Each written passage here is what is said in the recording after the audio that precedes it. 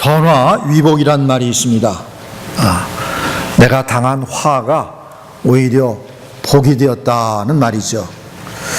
지금 뉴욕에 닉스란 농구팀이 이 전화위복의 복을 받아가지고 입이 딱 벌어지고 있으며 뉴욕의 농구 팬들이 연일 싱글벙글하고 있습니다.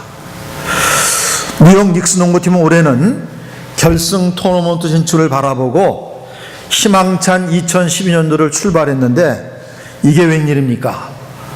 주전급 스타 선수들이 줄줄이 부상을 당해서 울상을 짓게 되었던 것입니다. 궁여지책으로 보잘것없는 한 후보 선수를 열흘 전 어느 경기에 출전시킬 수밖에 없었습니다. 근데 한번 시켜보니까 제법 하다는 것이에요.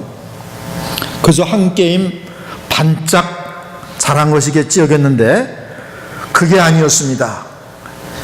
이 선수가 소위 린세너티 돌풍을 일으키며 닉스팀의 연승을 이끌고 있는 중국 대만계의 제레미 린이란 선수입니다. 장차 목회자가 되고 싶은 것이 이 사람의 소망이었어요. 인터뷰 중에 Thank you Lord 이런 말을 제법 합니다. 이 선수가 슈퍼스타급 실력을 갖춘 선수인 것을 그 어느 누구도 몰랐습니다. 팀의 감독 코치 아무도 몰랐어요. 농구 선수로서는 키도 작고 동양인이었기에 지가 하면 얼마나 해. 거기다 아주 농구 약체팀인 하버드 대학 경제과 출신이에요. 그러니 하버드 애들이 농구를 하면 얼마나 하나. 이게 없이 여기고 거들떠보지도 않고 처박아 놨었습니다. 그래서 이 팀 저 팀으로 막 그냥 쫓겨나가는 그런 형편이었는데 선수가 한 번 시켜보니까 너무너무 잘하는 거예요. 저도 한번 동영상을 봤더니 이야 그렇게 몸이 부드럽고 그냥 살살살 빠져나가는데 내노라는 선수들도 맥을 못 쳐요. 그래가지고 지금 이렇게 보니까 관중들이 전부 얼굴에 웃음꽃이 한박 펴가지고는 그냥 그 선수만 잘하고 막 박수 치고 난리가 났어요. 정말 주전 선수들이 이 부상을 당함으로 말미암아 이거 올해도 닉스팀 별 볼 일 없겠구나 그렇게 인상을 찌푸리고 있었는데 오히려 숨겨진 진주 같은 슈퍼스타를 발견하게 된 것입니다. 그런데 오늘 우리가 읽은 성경에는 전화위복의 정반대 이야기가 나옵니다. 북조 이스라엘의 첫 왕인 여로보암에게 하나님의 저주가 임하게 됩니다. 행운의 주인공이었던 여로보암이 저주받을 인생이 되어버리고 만 것입니다. 오늘 우리는 이 여로보암을 주목해 살펴야 되겠습니다. 그 저주의 내용이 뭡니까? 여로보암 왕 그를 향해 또다시 패망을 선고하시는 중에 10절로 11절 14절로 16절에서 이같이 말씀하십니다.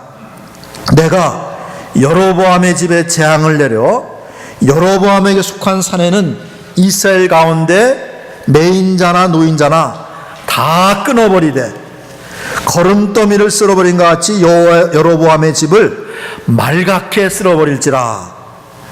여로보암에게 속한 자가 성읍에서 죽은 즉 개가 먹고 들에서 죽은 즉 공중에 새가 먹으리니 이는 여호와께서 말씀하셨음이니라. 여로보암의 집에 속한 남자는 한 사람도 남김없이 하나님이 다 말끔히 쓸어버리겠다. 후에 보니까 남자만 아니라 그 가문에 속한 자는 남녀노소를 분문하고 하나님께서 다 쓸어버리셨습니다. 아예 그의 씨를 말려버리시는 형벌을 내리시겠다는 것입니다. 14절에서 이 잠을 또다시 강조하며 말씀하십니다. 여호와께서 이스라엘에 한 왕을 일으키신즉 그가 그날에 여로보암의 집을 끊어버리리라. 현재는 그가 왕의 영화를 누리고 있지만 그 형벌 저주가 닥칠 시기가 곧 임하였다고 이같이 선언하십니다. 언제냐 하니 곧 이제라. 그때가 임박하였다는 말씀입니다. 과연 하나님께서는 선고하신 바대로 바로 그의 친아들 나답의 때에 이르자 가차없이 그 같은 형벌을 심판하셨음을 15장 28절로 30절이 보여줍니다. 미가사 왕 셋째에 바사가 나답을 죽이고 대신하여 왕이 되고, 왕이 될 때 여로보암의 온 집을 쳐서 생명 있는 자를 한 사람도 남기지 아니하고 다 멸하였는데, 여호와께서 그의 종 실로 사람 아이야를 통하여 하신 말씀과 같이 되었더라. 여러분, 얼마나 비참한 일이고 동시에 안타까운 일입니까? 자신의 대를 넘어서서 그의 친아들 나답이 왕이 된 지 2년이 될까 말까 해서 그의 친자손들이 멸살되고 만 것입니다. 여로보암의 형벌은 저주를 그 자신과 자신의 가문에만 가져온 것이 아니라 그의 범죄는 그의 왕권하에 있었던 이스라엘 10지파에게 임했던 것입니다. 15절에 이같이 기록되어 있습니다. 여호와께서 이스라엘을 쳐서 물에서 흔들리는 갈대같이 되게 하시고 이스라엘을 그의 조상들에게 주신 이 좋은 땅에서 뽑아 그들을 강놈으로 흩으시리니, 여호와께서 여로보암의 죄로 말미암아 이스라엘을 버리시니 이는 그도 범죄하고 이스라엘로 범죄하게 하였음이니라. 여로보암은 이스라엘을 멸망케 하는 민족의 원흉이 된 것이에요. 민족의 원흉이 된 것입니다. 자신이 비참하게 되고 자손이 비참하게 되고 나라가 망하게 되는 큰 저주와 형벌이 그에게 임한 것입니다. 여러분, 우리 그러지 않습니까? 사람이 살다 늙고 그리고 죽으면 남는 것은 자식밖에 없다. 또 어르신들이 남는 건 자식밖에 없다 그러는데, 그 자식들이 자신의 잘못으로 말미암아 완전히 씨가 끊어져 버리는, 얼마나 비참한 일입니까? 죽음으로 그 자손들을 내모는 화를 자초한 것입니다. 그가 왕으로 다스렸던 북조 이스라엘 나라도 멸망의 길에 들어서게 된 것입니다. 조상들에게, 자녀들에게, 그리고 동포 민족들에게 참으로 못할 짓을 한 저주받은 인생이 된 것입니다. 그는 저주의 근원이 되어버리고 말았습니다. 여로보암 그로 인해 그의 자식들, 그의 집에 속했던 모든 사람들에게 칼로 죽임을 당함에 저주가 임했던 것입니다. 내가 여로보암의 집에 재앙을 내려 여로보암에게 속한 산에는 이스라엘 가운데 매인자나 노인자나 다 끊어버리되 거름더미를 쓸어버린 것 같이 여로보암의 집을 맑게 쓸어버릴지라. 여로보암에 속한 자가 성읍에서 죽은 즉 개가 먹고 들에서 죽은 즉 공중의 새가 먹으리라. 여로보암 그로 인해 민족과 나라에 멸망의 저주가 임한 것입니다. 여호와께서 여로보암의 죄로 말미암아 이스라엘을 버리시리니 이는 그도 범죄하고 이스라엘로 범죄하게 하였음이니라. 사랑하는 여러분, 우리는 저주의 근원이 아니라 복의 근원이 되어야 되는 줄로 믿습니다. 예수 믿는 사람들은 말입니다. 믿음의 조상 아브라함이 하나님께서 말씀하셨습니다. 너는 복의 근원이 될지라. 땅의 모든 족속이 너를 인하여 복을 얻을 것이니라. 예수님께서도 오늘날 예수 믿는 성도에게 말씀하셨습니다. 너희는 세상의 빛이라. 너희는 세상의 소금이라. 바로 우리 예수 믿는 성도는 복의 근원이 되야 된단 말이에요. 다른 사람들에게 복을 끼치는, 자다손손에게 복을 끼치고 우리 이웃들에게 복을 끼치고 민족과 열방들에게 복을 끼치는 그런 사람이 되어야 되는 줄로 믿습니다. 그런데 어찌하여 여로보암은 아브라함의 후손,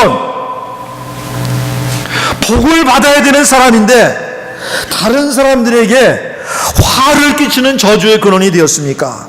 왜 이런 일이 벌어졌습니까? 그 저주의 요인이 무엇입니까? 오늘 성경에 보니까 배은망덕의 죄악 때문입니다. 여호와 하나님께서는 그의 배은망덕을 이렇게 책망하십니다.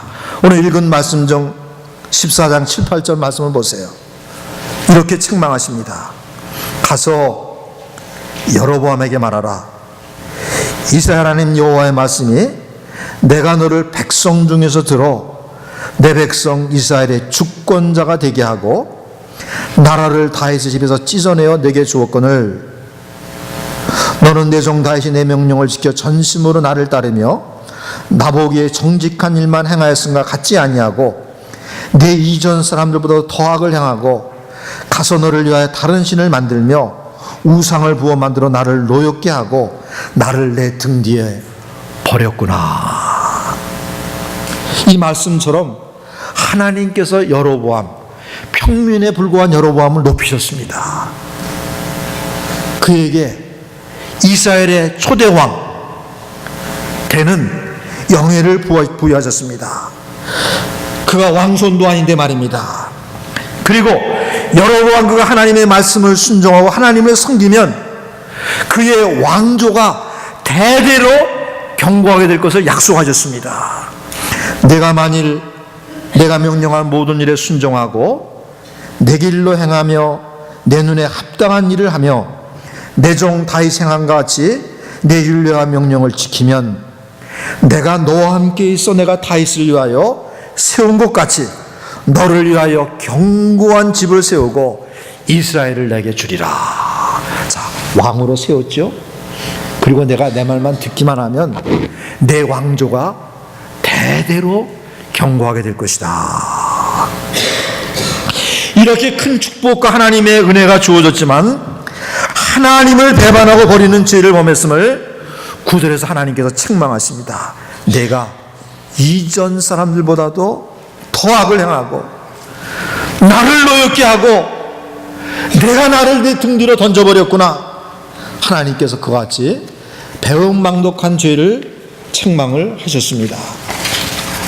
그를 높이신 하나님을 배반함으로 그에게 주어진 복과 은혜가 오히려 형벌과 저주가 되게 한 비참한 인생이 되고 만 것입니다.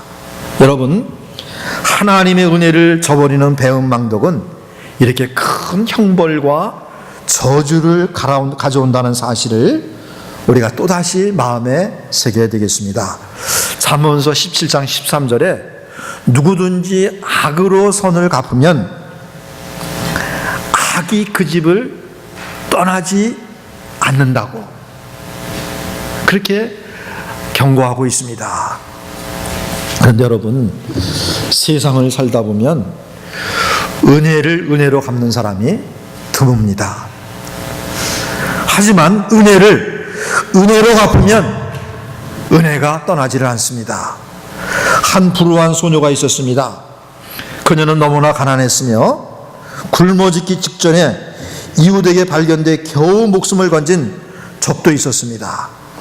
설상가상으로 제2차 세계대전이 발발하여 굶주림에 허덕였습니다. 그때 한 구호단체가 그녀에게 구호품을 전달했어요. 그 단체는 국제연합 아동구호기금, 소위 유니세프라는 단체였습니다. 그녀에게 먹을 양식을 주었습니다. 소녀는 구호의 빵을 먹으며 위기를 극복했습니다. 그리고 장성하여 세계적인 영화배우가 되었습니다. 그 소녀의 이름은 오드리 헵번이었습니다. 그녀는 세상에 사는 날까지 이 단체의 홍보대사로서 전 세계를 두루다니며 굶주린 어린아이를 도왔어요. 그래서 참 영예로운 일생을 마쳤습니다. 사람들에게 좋은 영화배우로 기억되고 또 아름다운 인생을 산 사람으로 기억되면서 그 일생을 아름답게 마쳤습니다. 그녀는 늘 절망의 늪에서 나를 구해준 분들을 위하여 이제는 내가 봉사할 차례다 하고 그저 시간 날 때마다 돌아다니면서 구호 활동을 펼쳤던 것입니다. 그러나 여로보암은 하나님의 은혜를 악으로 갚음으로 그에게 주어진 복이 오히려 저주가 되게 한 것입니다. 그러면 여러분, 무엇이 여로보암으로 하여금 배은망덕하게 하며 그로 하나님 대신에 우상을 만들어 섬기게 했습니까? 그것은 오늘 성경에 보니까 스스로를 위하는 이기심 때문입니다. 9절 말씀이 우상을 숭배하게 한 배은망덕의 뿌리를 밝히고 있습니다. 내가 이전 사람들보다 더 악을 행하고 가서 너를 위하여 다른 신을 만들며 우상을 부어 만들어 나를 노엽게 하고 나를 내 등 뒤에 버렸도다. 너를 위하여 다른 우상을 만들었다고. 너를 위하여 라고 하나님께서 날카롭게 그의 잘못을 지적하셨습니다. 스스로를 위하는 그 이기심, 그 어리석음으로 인해 우상을 만들어 섬겼습니다. 하나님을 배반했습니다. 절망과 저주와 멸망의 형벌을 자초했습니다. 오라 어리석은 마음이여, 스스로를 위하는 마음이여, 하나님을 외면하는 마음이여. 사랑하는 여러분, 우리 성도된 우리는 스스로를 위함에 관계되어서 이 역설적인 진리를 마음에 새겨야 되겠어요. 예수님께서 여러 번 말씀하셨습니다. 누구든지 자기 목숨을 구원코자 하면 잃을 것이요, 누구든지 나와 복음을 위하여 자기 목숨을 잃으면 얻으리라. 자기 생명을 사랑하는 자는 잃어버릴 것이요, 이 세상에서 자기의 생명을 미워하는 자는 영생하도록 보존하리라. 굉장히 역설적이잖아요. 자기의 생명을 위해서 거기에 애착하는 자는 오히려 잃어버린단 말이에요. 진리보다도 하나님보다도 다른 사람보다도 자신을 위하는 마음은 어리석은 것이요, 자신에게 해를 가져온다는 것입니다. 여로보암 왕이 바로 이런 마음 때문에 우상을 만들어 섬기게 되고 백성들에게도 우상 숭배를 권장하게 됐습니다. 거기 자세한 내역이 열왕기상 12장 26절로 29절에 이렇게 기록되어 있습니다. 여러분 잘 들어보세요. 여로보암이 그의 마음에 스스로 이르기를 나라가 이제 다윗의 집으로 돌아가리로다. 만일 이 백성이 예루살렘에 있는 여호와의 성전에 제사를 드리고자 하여 올라가면 이 백성의 마음이 유다 왕 된 그들의 주 르호보암에게로 돌아가서 나를 죽이고 유다의 왕 르호보암에게로 돌아가리로다 하고, 이에 계획하고 두 금송아지를 만들고 무리에게 말하기를 너희는 다시 예루살렘에 올라갈 것이 없도다. 이스라엘아, 이는 너희를 애굽 땅에서 인도하여 올린 너희의 신들이라 하고 하나는 베델에 두고 하나는 단에 둔지라. 즉 자기의 정권을 유지하기 위해서, 자기의 왕적 지위를 유지하기 위해서 그를 왕으로 세운 하나님을 배반하고 금송아지를 만들어 가지고 세워놓고 백성들로 하면 이게 여호와니까 여기서 여호와를 섬겨라. 핵에 망측한 이와 같은 일을 벌였던 것입니다. 자기를 왕으로 세우시고 왕권 보존에 복된 약속을 주신 하나님을 생각하기보다는 스스로 자기의 왕권과 자기의 생명을 보존하고자 하는 마음이 앞섰기에 하나님의 뜻, 하나님의 계명과 정면으로 충돌되는 우상 숭배주의를 이스라엘에 도입하게 된 것입니다. 그러나 결과가 어떻게 되었습니까? 스스로 위함이 스스로를 해치는 화와 저주를 가져온 것입니다. 여러분, 우리는 이런 일이 오늘날 우리가 사는 이 사회 가운데도 비일비재하게 일어남을 너무나도 자주 목격합니다. 여러분, 왜 어떤 권리, 권력을 가진 사람들이 부정부패에 빠집니까? 스스로를 위하는 마음 때문이 아닙니까? 용케도 법망을 피하는 사람들도 있을 수 있겠지만 그 얼마 안 지나가지고 부정부패한 것이 다 들통이 나가지고 심지어는 대통령 했던 사람들까지 형무소를 가잖아요. 응?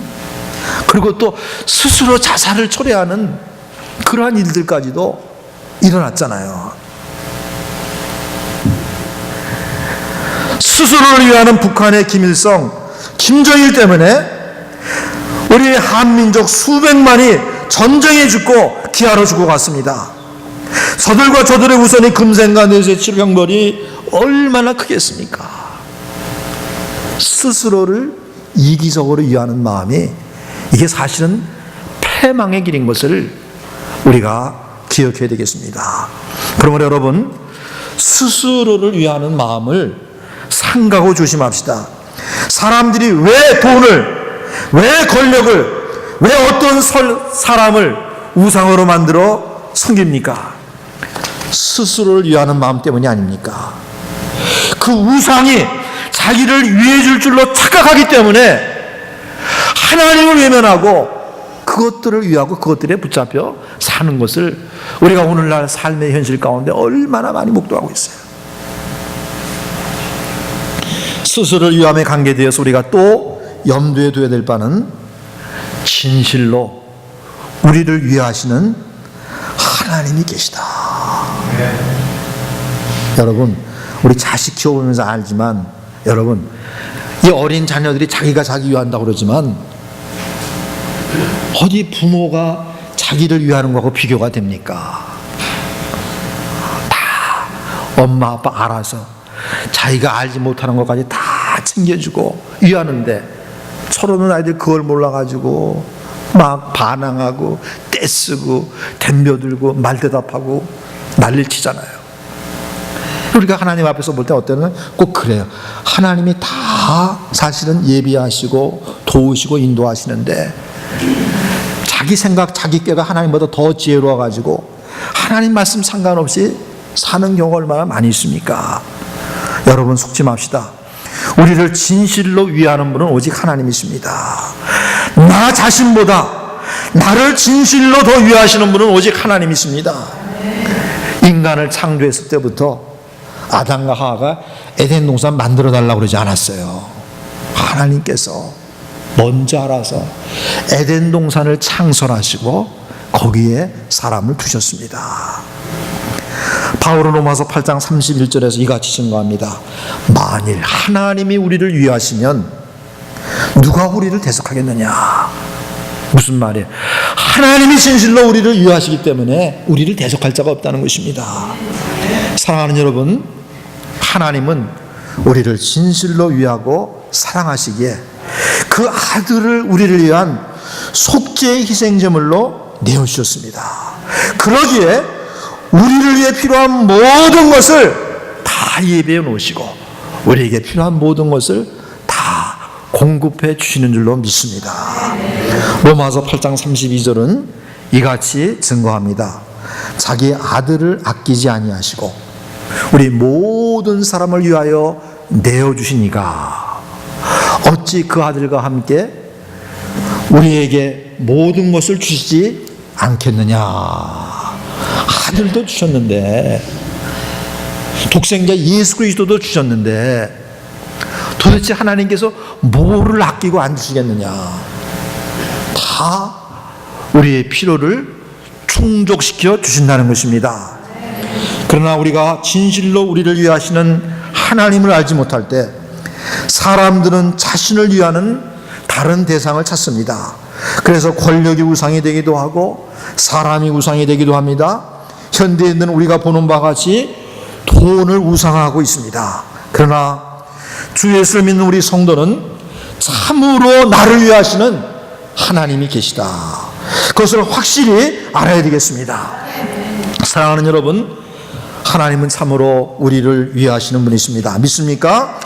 우리를 위하시는 그분이 우리의 목자가 되십니다. 우리는 헛된 것들을 우상하지 말고 우리를 위하시는 하나님을 나의 목자로 신뢰하며 다윗처럼 찬송하며 간증할 수 있어야 되겠습니다.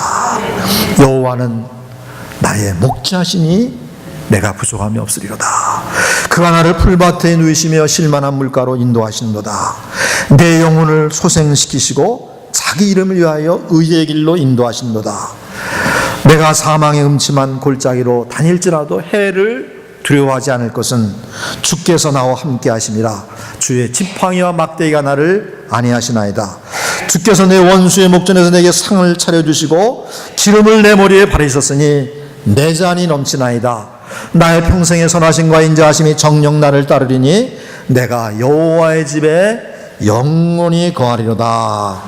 여러분, 우리 구주 예수님이 바로 이 목자이십니다. 우리를 위하여 목숨을 버리셨습니다. 우리를 구원하셨습니다. 친히 증거하시기를 나는 선한 목자라. 선한 목자는 양들을 위하여 목숨을 버린다고 말씀하셨습니다. 사랑하는 여러분, 나를 위하시는 나의 하나님이 계심을 진실로 압시다. 다른 그 어떤 것이 나를 위해 줄 줄로 알고 속아서 그것을 섬기는 우상 숭배에 빠져서는 절대로 안 되겠습니다. 사랑하는 여러분, 나를 위하시는 하나님 아버지가 계십니다. 예수 그리스도가 계십니다. 그분을 신뢰하며 그분을 섬기는 우리가 됩시다. 기도하시겠습니다.